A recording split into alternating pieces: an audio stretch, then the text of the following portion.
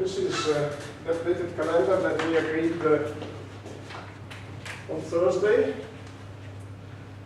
And we have on Thursday the field trip. Hopefully the weather will be finer than today. And please be on time, 8:15. And the meeting point is, if I well remember, Porta Saragossa, correct? So you know where it is.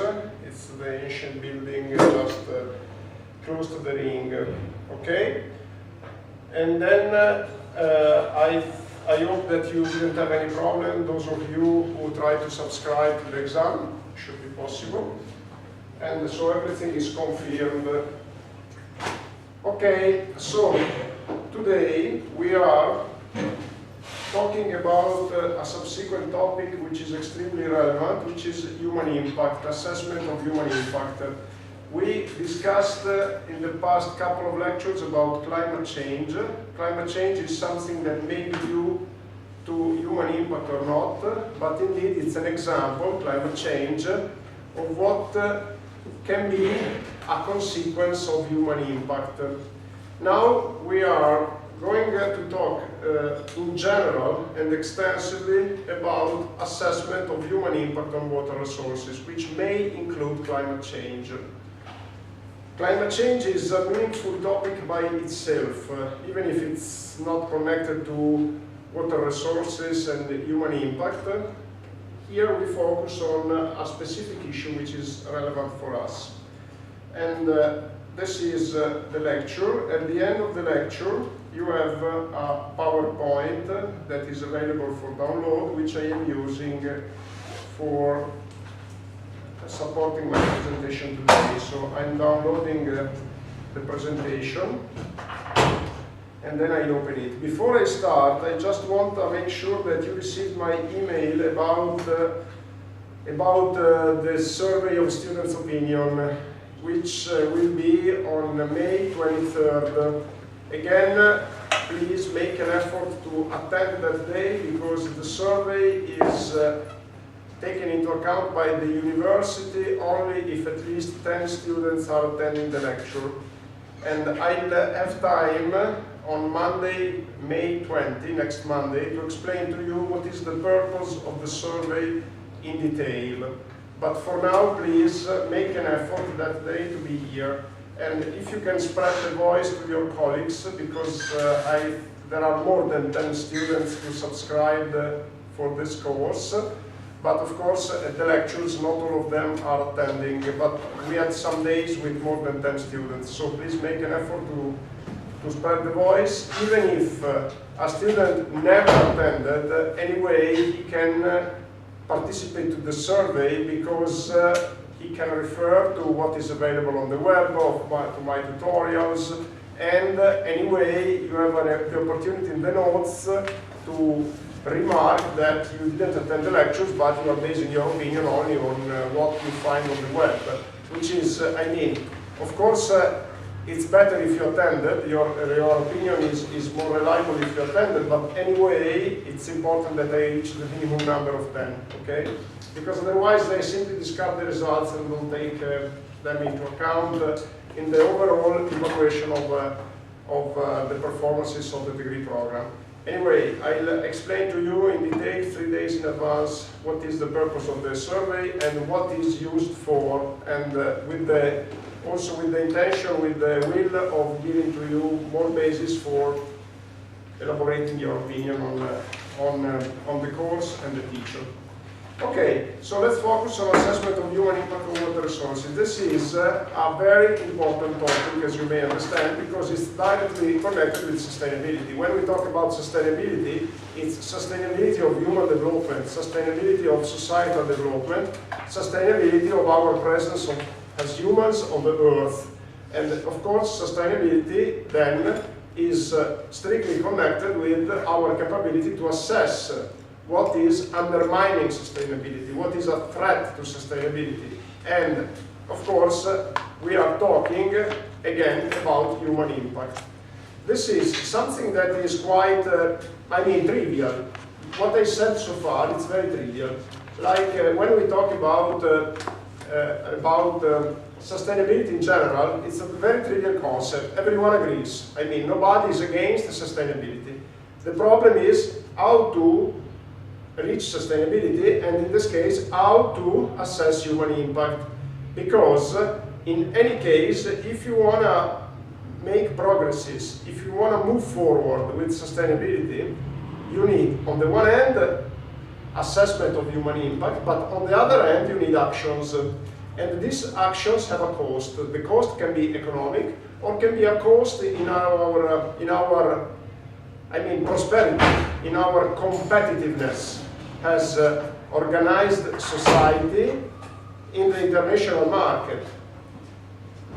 Actions and therefore related costs are directly connected to the causes, to the threat of sustainability. And therefore, you understand that assessing human impact from a technical point of view is important to identify actions.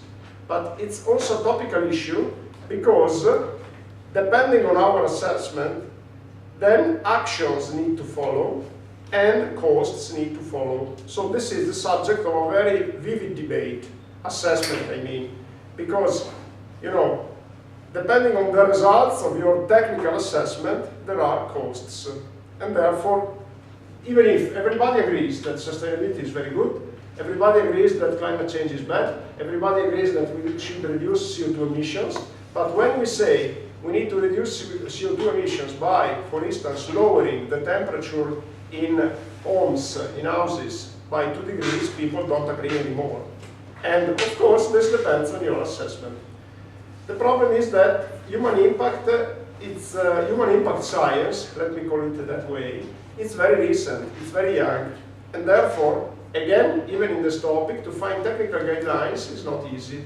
So most of the material that I'm using today is based on my personal view, personal assessment, personal experience. You have to take it into account, because this is not a topic like designing a beam, a steel beam, where you find textbooks based on 100 of years of experience, not hundreds, but let's say 100 years of experience at least, and therefore you find consolidated theories. In this case, our experience is relatively recent. As you know, from the beginning of this course, sustainability as a concept has been introduced like 40 years ago, and therefore everything is relatively new, and the technical guidelines are not yet presented in textbooks, etc. There are some problems that are very easy to solve, some forms of assessment that are very easy to solve. Other problems are not as easy. For some easy problems you can refer to experience, for other problems its experience is, as I said, very limited. Okay, so here you have a picture that is very popular on the web, but you can find many of them. In essence, it's a summary, a sketch, a graphic summary of what can be possible human impact on water resources. And you see among the impacts dams and whatever, and the water supply systems, they have an impact, sewer systems, etc. This is quite trivial, I would say. I will never ask you at the exam if you give me some examples of human impact. This is quite trivial. What is not trivial, as I said, it's to translate this graphical representation into a model, into technical solutions. This is not, becomes very complicated. Because of course we know that a dam is impacting water resources, but then if we are asked to what extent and make a quantitative assessment of what is the impact of the dam, then it becomes difficult. On the ecology of the river, on the status of groundwater resources, because a dam is limiting river flow, and therefore it means that you have less infiltration downstream and an impact, potential impact on groundwater aquifers. So it becomes very complicated. Okay, of course human impact on water resources plays an extremely relevant role. Many of the problems, I would say most of the problems that we have in water resources today are due to human impact.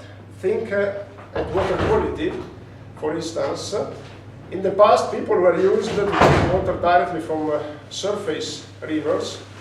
The Po River, for instance, was a source of water, of drinkable water, for most of the population, even downstream. Nowadays it's used for irrigation with some care, because for some type of irrigation is fine, for other type of irrigation it's not so good, and because of water quality, of water pollution. And also water pollution may affect groundwater resources, so it's an extremely relevant issue. And however, we should try to place the human impact in the right context. I mean, human impact is most of the time, most of the cases, positive. I already mentioned to you that the whole purpose of humans on the earth is to transform an hostile environment, because the natural environment is hostile, in an environment that is healthy, wealthy, and allows a sustainable development of society. So most of the impacts are positive. Think about, for instance, drainage of lands, and think of agriculture. It's a positive impact because we get food. But of course there are unintended consequences, and some consequences that are not unintended but still cannot be avoided. Like, for instance, for humans gathering into cities, humans getting together into cities, of course there is a reason for that, because you can better organize the development of society. If you group humans, think about organizing the work, organizing the industrial production.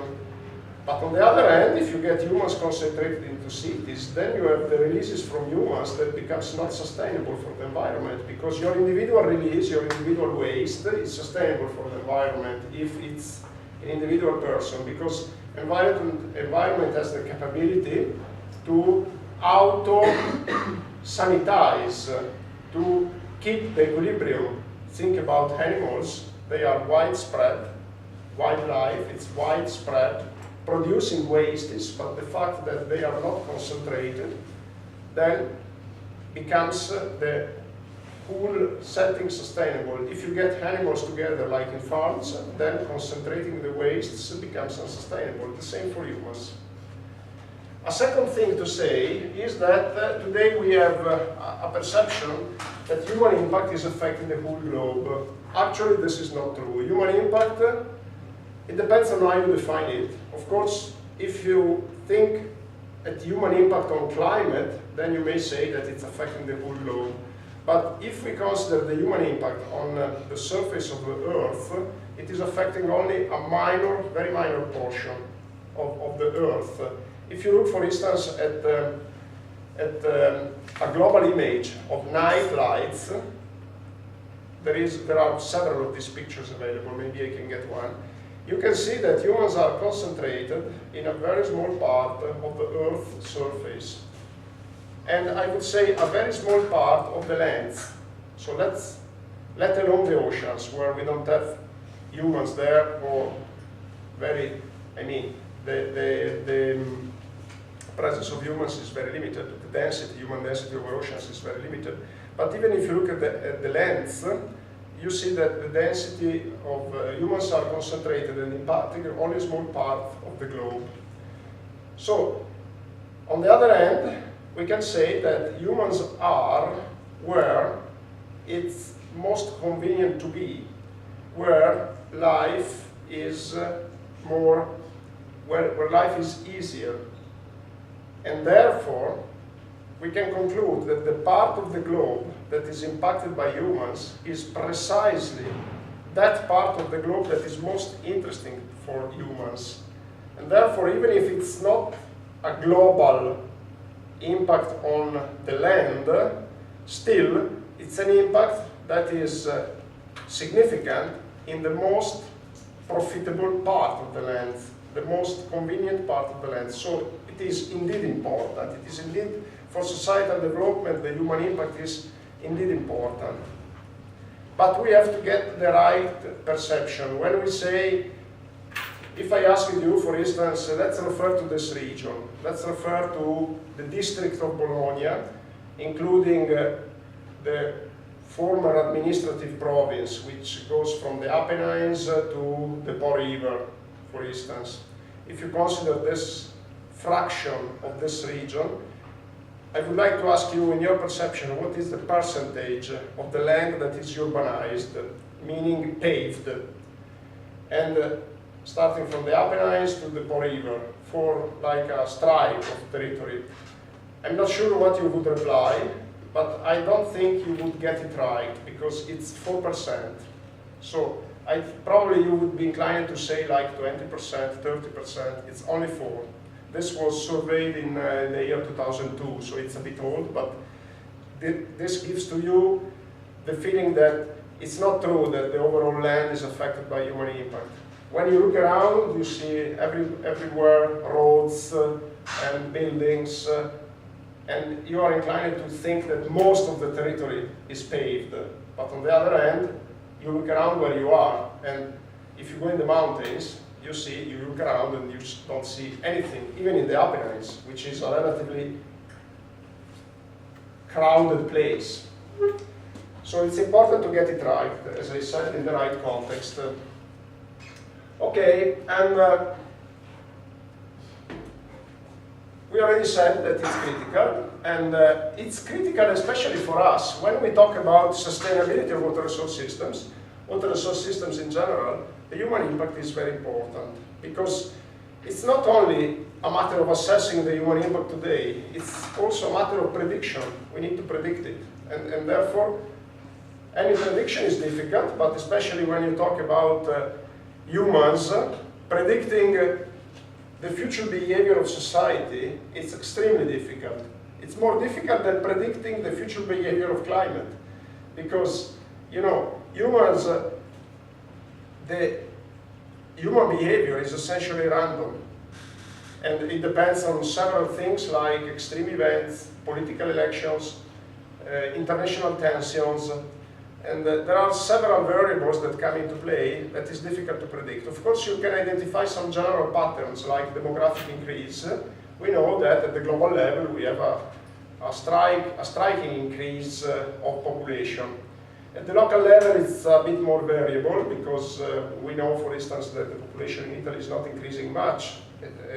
But at the global level, we can identify, at the global and local level, we can identify patterns, but still there is a lot of variability. Okay. Now, what is the technical framework we may refer to? As I said, it doesn't exist an established technical framework. Everybody agrees that it's important to assess human impact. When we turn it into how to do it from the point of view of the engineer, then it becomes a matter of discussion. And this is a discussion that, given that it's extremely relevant, it's not an easy discussion. And nowadays we have the perception that it's important to involve stakeholders in our discussions. On the other hand, to manage these discussions becomes difficult, and especially for an engineer, because we are not studying social sciences usually. We don't know how to manage critical discussions. Very often we need to rely on our personal feeling, personal judgment, and personal attitude.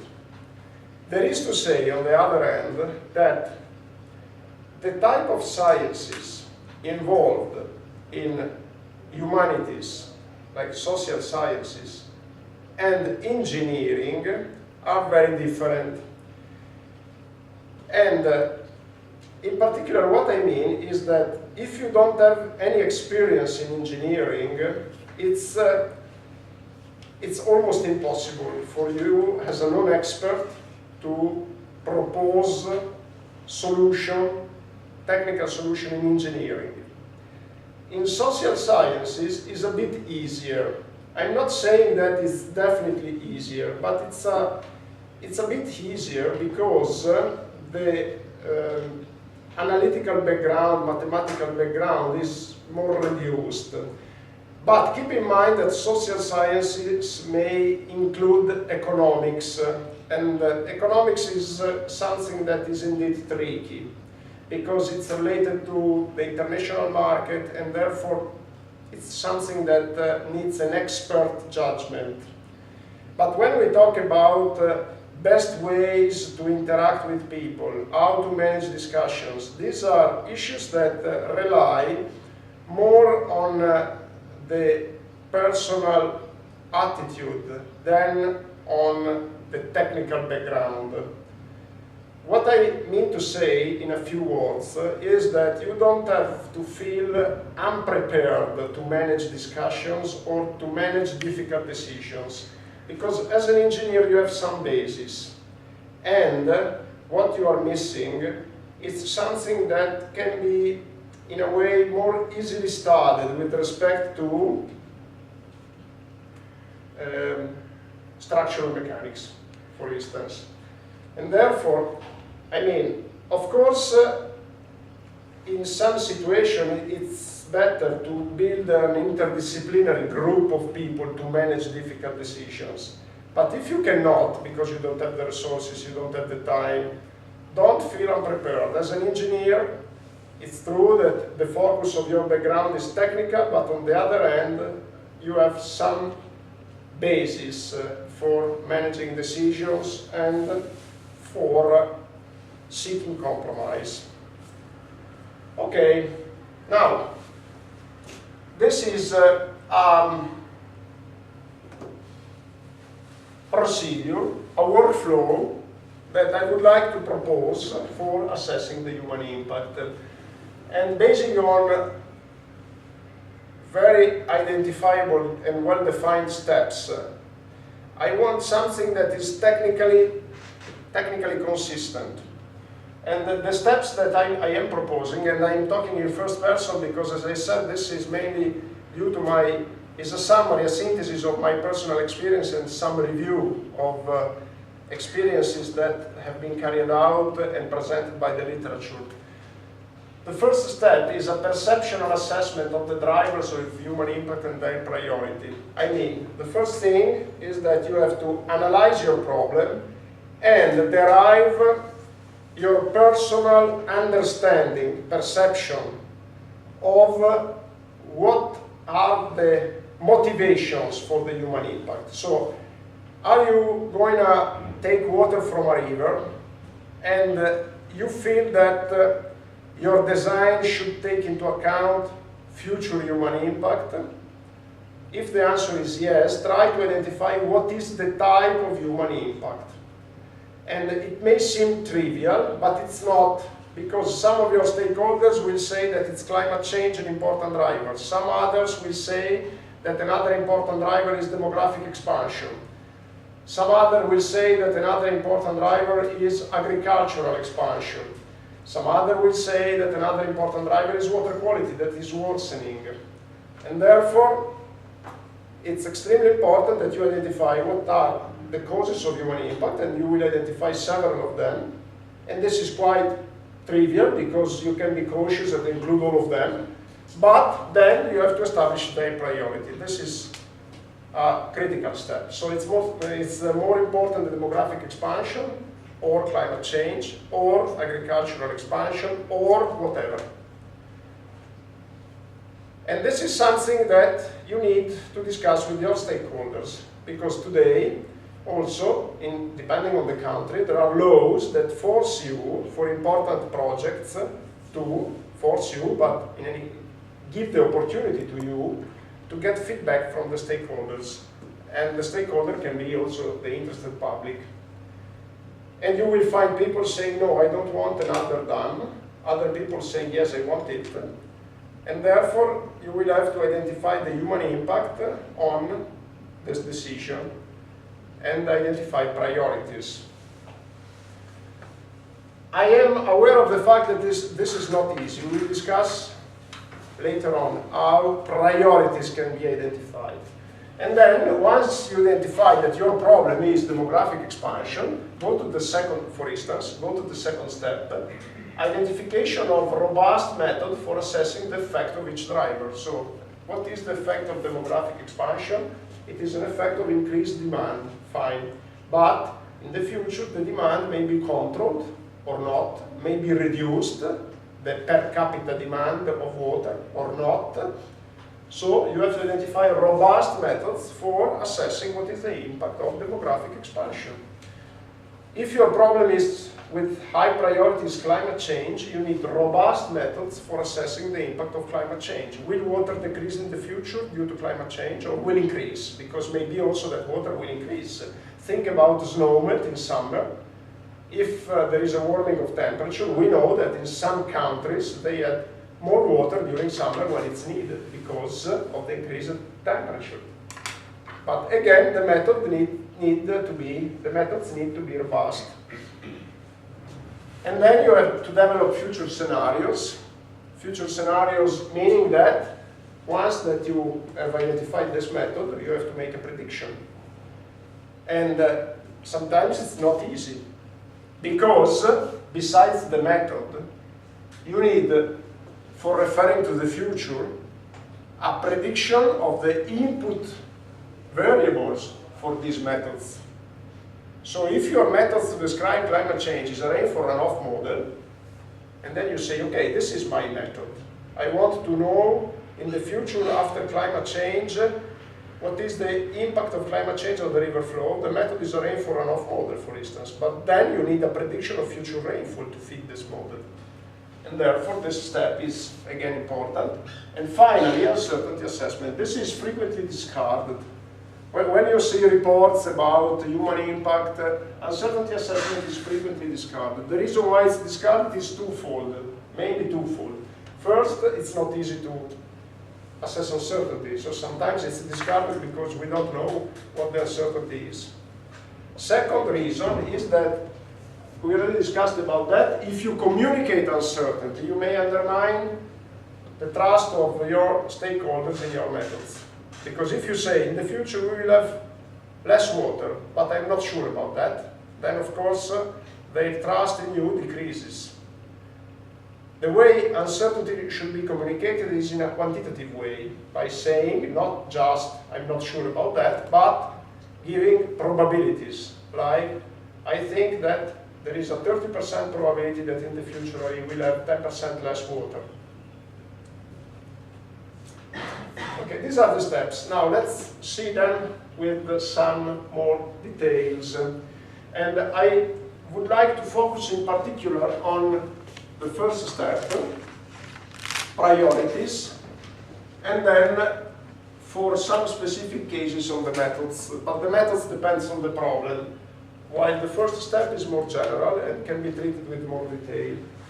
Okay, so perceptual assessment of driver. How to do that?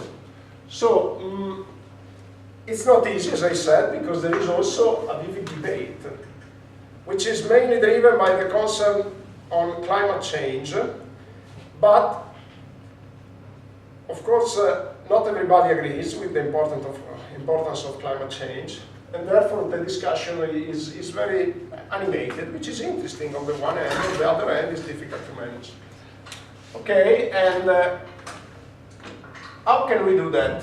Sometimes the driver of human impact and the type of human impact is very easy to identify. As I said, there are some simple problems which we may use to identify a concept, a general framework, a general theory. And to give an example of a very easy impact, think about a water diversion on a river. Of course, if you divert 50% of the water from a river to another river, which frequently happens, because this is a way to increase water resources availability, water diversion. So you know the amount of water that is diverted, so you can very easily quantify the human impact. 50% of the water is diverted, in the future I'll have 50% less of water in the river that is subjected to withdrawal. This is very simple. There are other quite simple situations, like if you release wastes in a controlled way in a river, then you know the composition of waste, the volume of waste that is released, so you can quantify the impact in terms of concentration of pollutants or other indicators, which is fine. So the first thing is that you have to make is to identify the obvious drivers, the obvious ones. As I said in water resources assessment, this is sometimes easy, okay? But sometimes it's not. So what can be then general framework that we can derive from the considerations that we did so far? A proposal can be to consider what are the possible drivers, and we will see some examples, and a proposed framework could be to try to distinguish the possible drivers in hard facts and soft facts. So to try to categorize the human impacts that you identified in two big categories. Because in order to give priorities, keep in mind, if you have like to give priorities to 10 items, a possible solution is to move forward by steps. So I have 10 items, I subdivide them in two categories, more important, less important. And then I refer to each single category. So I have 5 items. I can split again, because complicated decisions can be taken by splitting it in several simple decisions. This is the way forward that we can follow. So you have to give priorities to 10 drivers. It's difficult because you have 10 things to discuss, especially if you discuss with a wide audience, it's impossible. So let's try to split this complex decision in a sequence of simple decisions. So subdividing it between hard facts and soft facts is relatively simple. What do I mean with hard facts? It can be facts that are well documented, like a water diversion. You don't need to agree on that. It is there. And first, try to identify what doesn't need a decision. A water diversion, it's there, doesn't need a decision. Climate change needs a decision. So an hard fact is something that is there, and it may seem trivial to you what I'm saying, but actually when you are into a discussion, there are some people that questions also the evidence. And this brings complexity in the discussion. Fake news are an example of evidence that is neglected. So, again, I stress that an hard fact is something that is there, doesn't need a decision. It's documented. Sometimes you will need to produce the documentation, like a picture. Okay, because sometimes fake news needs to be dealt with in this way, by providing evidence. An hard fact may be something that everybody agrees on. So when you reach a consensus in the discussion, so you have 10 items, people don't agree on the priority, a suggestion could be, let's focus on what we agree with, rather than focusing on what we disagree with, because into a discussion people tend to focus on what they don't agree. And this is not something that I studied, it's just based on my experience. This is why I said as an engineer you can have some, and then I went on the web to look for some information, but it's not something that I studied. As I said, into a discussion, you will notice that people tend to focus on what they disagree with. They don't focus usually on what they agree with. And then a proposal could be into a discussion, let's focus on what we agree with. What are the drivers we all agree that are important, that are an hard fact, which doesn't imply that we give a priority, but just that we agree that it belongs to the category of the important things.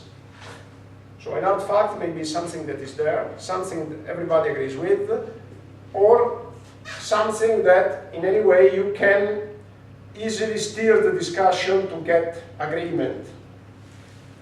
A soft fact is the opposite, is something that cannot be documented, something that there is no consensus on, etc. So what are the examples of human impact? These are quite trivial actually, but it's interesting that we try to look at them because some of them are not so, usually they are not considered as a first priority, while in some cases they are. So human-induced climate change, of course, usually people, this is the first thing that people talk about. A regulation of river flow and water storage in lakes, this is a human impact, not only diversion, regulation, which means that some artificial reservoirs are built, or some lakes are regulated. An example is, in Italy, we have a series of pre-alpine lakes, Lago di Garda, Lake Maggiore, Lake Iseo, and the Lake of Como, etc. All of these lakes are regulated. It means that the outflow from the lake is regulated, and the purpose is clear, to store water, to be able to have a water reserve to deliver when it's needed. But this is a human impact, of course, which is useful on the one hand, but may have some consequences, negative consequences. Think about the risk of flooding for the riverine, no, not riverine, for the coastal areas. For a lake is appropriate to talk about coasts. And if you increase the storage in the lake, of course, coasts are more likely to be flooded. Okay, river training including river diversion and river tunneling, but river training is a very important human impact. Sometimes it's not considered. River training means that you protect the lands against flooding, so you put levees. And by putting levees, and in general, with the will of protecting